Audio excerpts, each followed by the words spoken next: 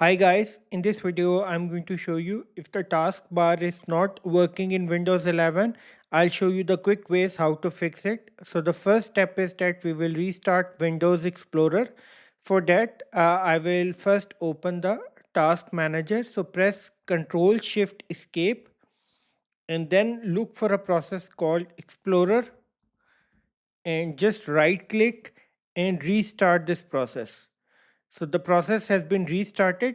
After this, what we are going to do is, if the issue is still not resolved, we will move towards our second method.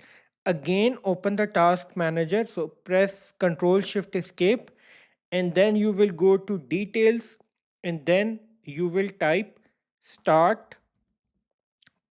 Just end this start menu experience and click end process. After this, you will end the process called type shell and shell experience host.